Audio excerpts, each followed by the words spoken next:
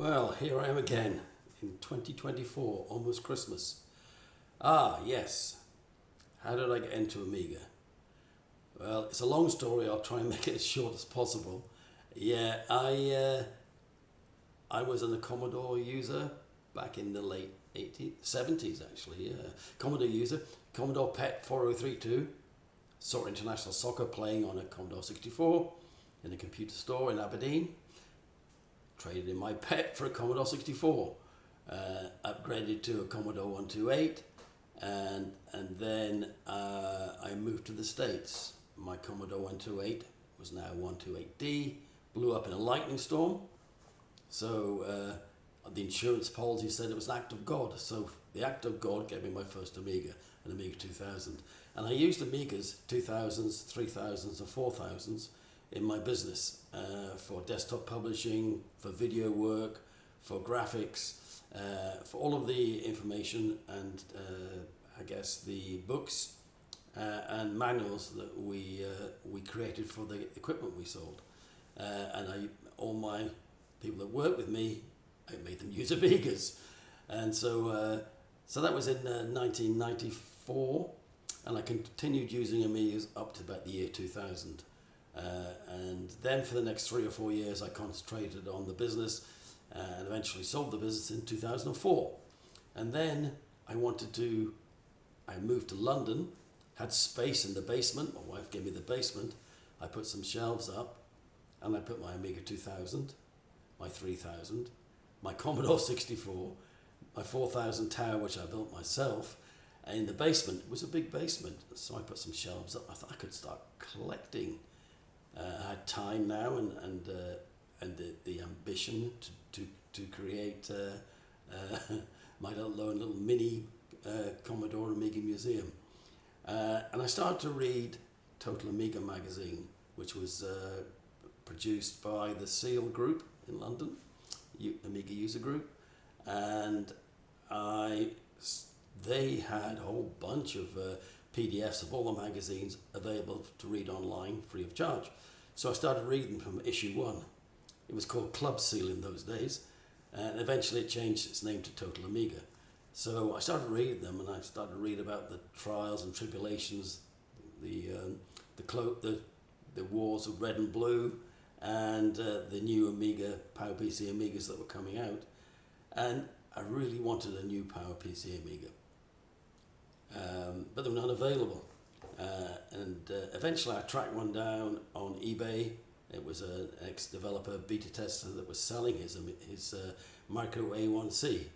So I managed to buy that, and when I got to use it, I was so blown away by the performance. I had been using the MorphOS Power Up on my tower, and more by luck than anything else, I got that working, and that gave me the inspiration for the next generation operating systems. And I'd been playing around with Aerofs as well. But I really wanted to try out whatever this new Amiga OS 4 was. So, yeah, with the micro A1C, it just really was an eye-opener for me.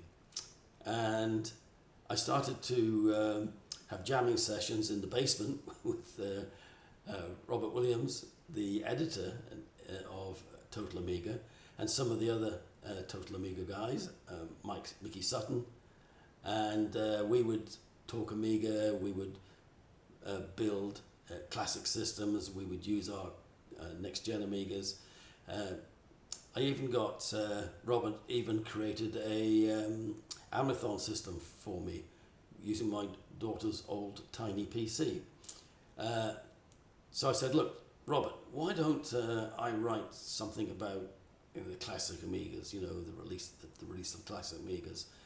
And he said, yeah, that'll be good. So I started writing the Amiga retrospective, which was about all the Amiga computers released by Commodore, I guess ESCOM.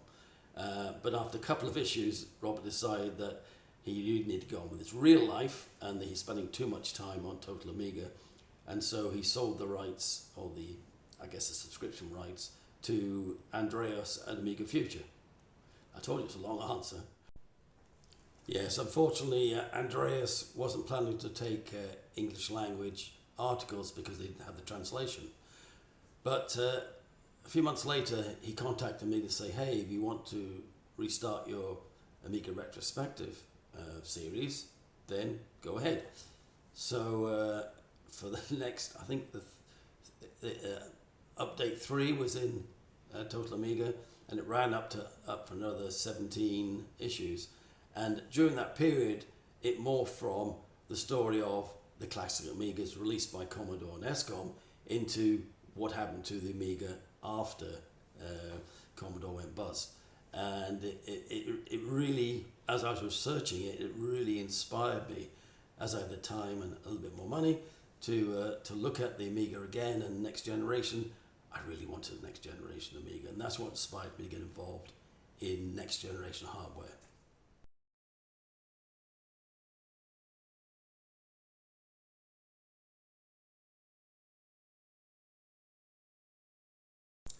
What have I added to my collection?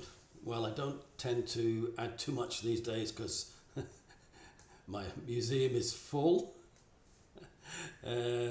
But some interesting models I have actually acquired over the last few years.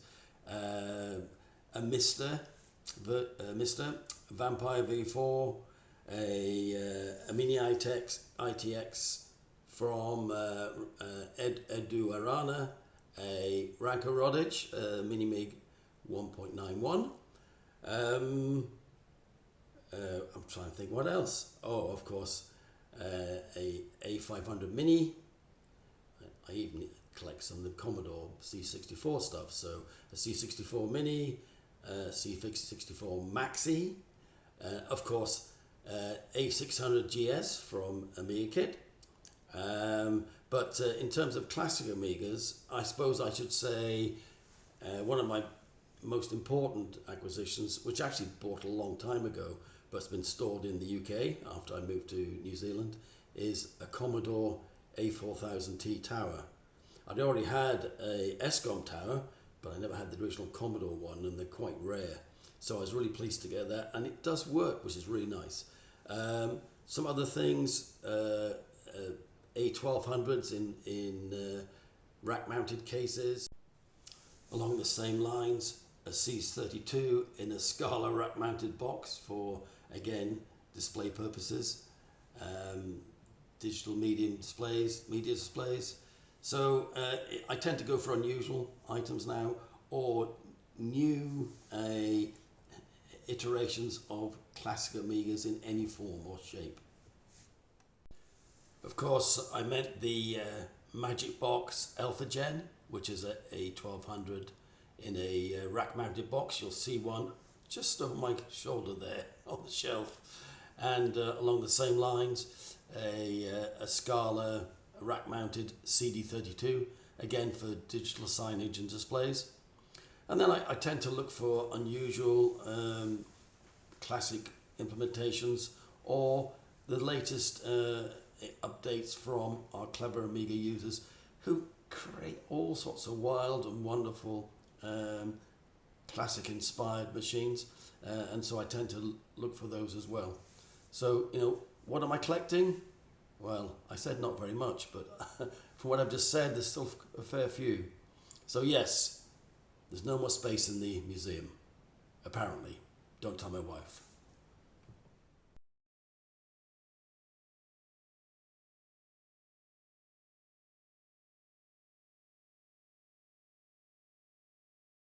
Yes, time certainly passed very fast. Yes, there's been a lot of changes, I think.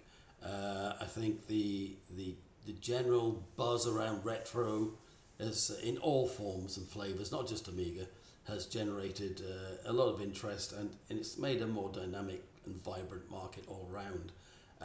But from my perspective, the Amiga world got a boost from Amiga 30 with all the shows running around the world, and that boost has carried on. I thought it'd be a temporary boost, and so what you're seeing now is there are so many people working on so many things in the Amiga world, whether it's the latest classic Amiga add-on, whether it's PowerPC, whether it's FPGA, whether it's emulation, where there's just so many things going on, and really that has created this buzz. There are new Amiga groups starting. I was in the UK over the summer, and I was at Kickstart 02, and I met some new Amiga user groups, which it was quite nice to see. And I think the general buzz is good, and I don't care what flavor people like, whether it's red, blue or green, as long as they like something Amiga.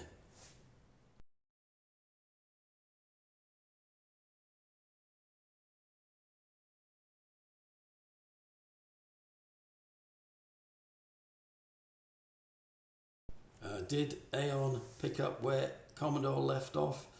Not really, I don't think. But it's been one heck of a journey. It's been really hard work. It's taken a lot of money.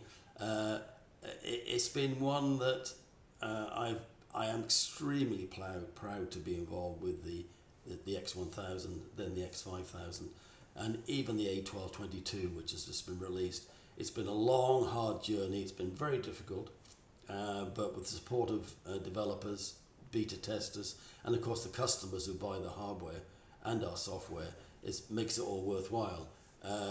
Where we're going to go from here, who knows? There are lots of opportunities, but as long as people want to still celebrate and try new Amiga hardware, I think then we should try and meet that need. I've always wanted the latest Amiga hardware. It goes back to my days of the 2000, 3000, 4000. I really wanted a 5000, and as I said before, one of the reasons for developing the AmigaOne X5000 was because I really wanted that 5000. Okay, some purists will say that the AmigaOne Amigas are not Amigas, but I don't hold to that. Anything that helps you celebrate and really enjoy your Amiga hobby, then for me it's an Amiga.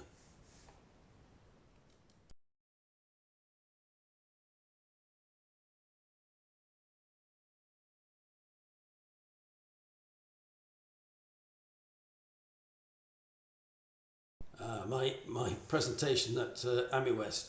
Yeah, I was asked to give a presentation about all the flavours of the current Amiga scene, and I thought it was worthwhile just giving a little history to get to where we are today. And I still believe that an Amiga today is really the people. We are the ones that keep it going. We're the ones that celebrate. We're the ones that get together and talk and share our passion for the Amiga. So really, it's about the people. I know that upsets some people for some reason by saying that, but it is. It's the people. Okay, we all have our flavors. It might be Morph OS, it might be Eros, it might be OS4, it might be classic, it might be emulation, FPGA. It doesn't really matter. As long as you're celebrating Amiga, I don't care what flavor or form it's in. So anything Amiga's good.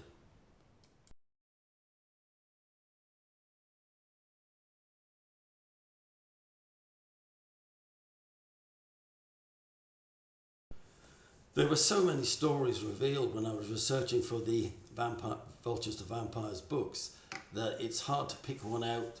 What I would say is go and buy the books. David Pleasance will be very pleased. But I suppose one of the most interesting and I suppose frightening things was the shell game played by Amiga Inc., KMOS, Amiga Inc. And when you look behind the scenes and you see the people involved, Gary Hare revealed the details for the book to say that there was definitely some interesting dealings with a shareholder who was an original shareholder of Amiga Inc. when Penticuri acquired or funded Bill McEwen and Fleecy Moss to buy Amiga from Gateway. There was another shareholder in the Netherlands stroke Germany, who helped fund that. He disappeared from the share register and no one really knows how or why. If you want to know more, I would suggest you read. I think it's in volume 2 of the Vultures of Vampire series, but there was definitely some interesting dealings going on. When Gary Hare found out, he immediately resigned because he realised as a CEO of a company he could not be involved with any illegal dealings, and so he resigned immediately and then sued Amiga Inc. for his termination package. He didn't reveal what the termination package was, but he did say he was paid out in full, so make that what you will. But there are other interesting stories in there, lots around Commodore and the Commodore IP, and that's probably more interesting than some of the Amiga stuff, so it's well worth reading. As I say, Dave Pleasance retails those, and I'm sure I'd be very happy if you bought one of his books.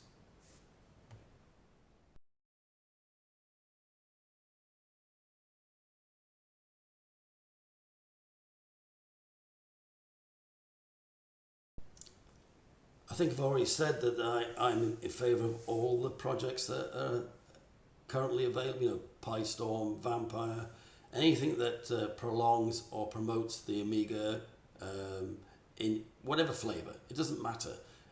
They all add to the experience of the Amiga. It may not be my preference, but it'll be somebody else's, and you can't complain about the price point of some of these new products that are coming out. I mean, the A600GS from Amiga Kit is proof of the pudding, really. Great price point and a nice product that's been updated continually. But there are other things out there as well. So, you know, just choose your Amiga flavour and enjoy it, share it.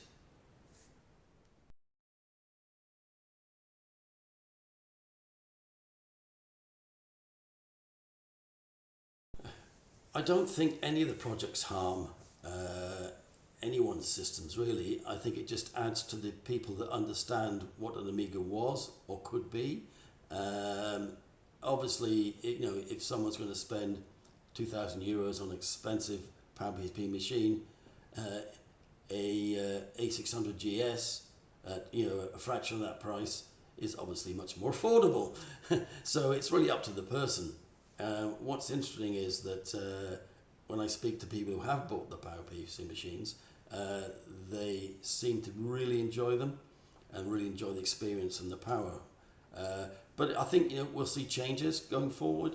We'll see more hardware, more software developed. That's my hope anyway. And there are a number of things in the mix that I think we're in for a pretty nice Amiga future for the next few years, at least. Anyway.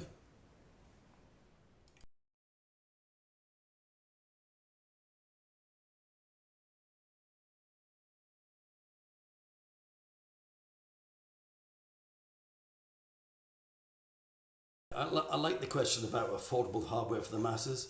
Of course, from my experience, the Amiga wasn't cheap. It wasn't that affordable. The big box Amigas were very expensive, and even Amiga 500s were very pricey in their day. But we all have this idea, probably because our parents bought it for us. That, well, not me because I was a bit older. That the Amiga was inexpensive. It really wasn't. It wasn't inexpensive, and the software certainly wasn't. But when Commodore was selling off machines like the A600 at the time, because they made a mistake with the A600, they would go for much cheaper prices. But generally, computers were not expensive. They were Christmas presents for the kids, expensive Christmas presents. But we got this idea that everything was cheap and cheerful. It certainly wasn't. It was expensive, and the big box Amigas were very expensive, but they had their purpose.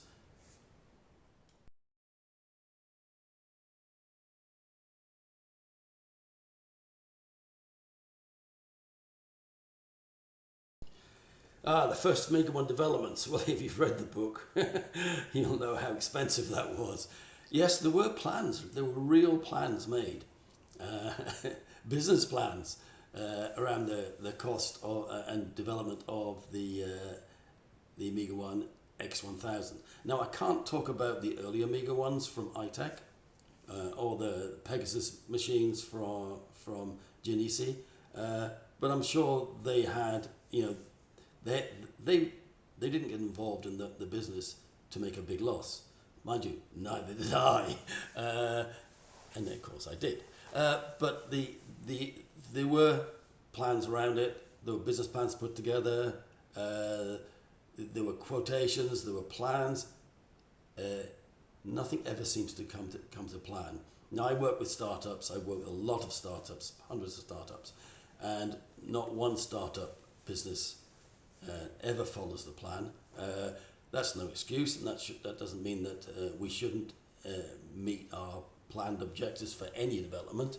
But unfortunately, things happen. Now in the Amiga world, things certainly happen, and there are lots of things that are thrown in a way. Roadblocks, traps. Things happen. But yes, plans were made, spreadsheets were used, cash flows were worked on. It just didn't work out.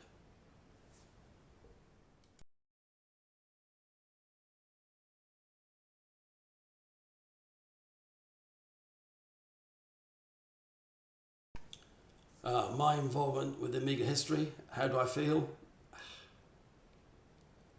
Well, I feel extremely proud actually to have been involved. Who would have thought? I started reading Amiga, Total Amiga magazines, and then there I am helping to develop the next generation of Amiga hardware. So how do I feel? Extremely proud, and I think I said that earlier.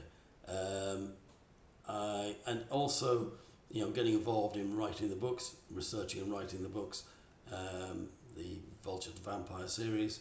I thoroughly enjoyed that, although it was extremely hard work. To be honest, I suppose COVID helped in that I was stranded in New Zealand and couldn't leave, so I was able to focus my whole time on researching and writing, while David Pleasance looked after the administration.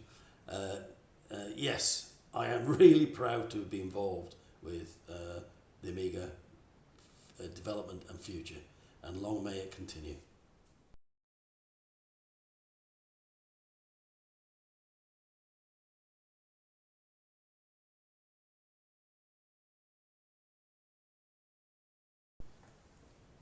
The Pi Storm's an excellent device, and I know a number of retailers supply it.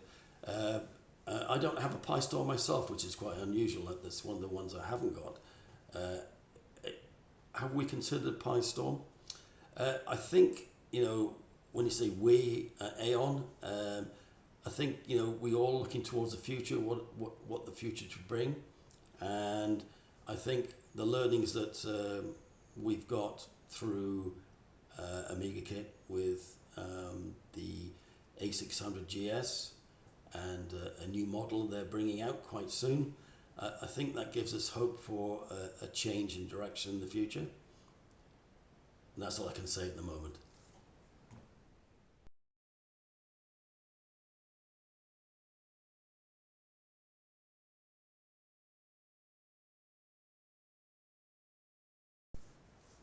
Most Amiga users are of a certain age. Do you mean me? Look, as I go to shows around the world, I'm seeing younger and younger people involved, which is good. We need to bring out systems which actually make a price point that even younger people can come in. It's a difficult one. In Europe, especially Eastern Europe, the age group is generally younger. When I go to shows in the States, the age group is generally older. But I think it's up to us as Amiga users to keep promoting our hardware and our systems in whatever flavor we like and support. And I think if we can bring out the hardware and software that meets the needs of users. Now, it can't just be games and games and games from yesteryear. There's got to be, it can't just be nostalgia. It's got to be an increase or improvement on some of the things we've had. And I think a lot of the new systems are doing that, which is good, which is really good. But yes, we need to work hard to grow the user base. I've been trying over the years to do that. Not saying I've succeeded in many cases, but I think with continued effort, with all of the people that are working on Amiga projects, and some of the things I know are coming through, I think there's a good chance we can at least keep the current generation going, and I mean younger generation, and hopefully inspire other people to come through. What I found very interesting is that I think a lot of developers I've met are really quite young, and they've actually got into Amiga development later on as they become proficient in whatever IT industry they've been working in. They come back to Amiga for relaxation, and that's what they use with the development. So yes, it's a kind of long-winded answer, but yes, I do believe there's a future for Amiga, and I hope I'll be around to see it. I'm getting on a little bit, but I'm one of the older Amiga users. So for all you young guys out there, it's your job to really keep pushing.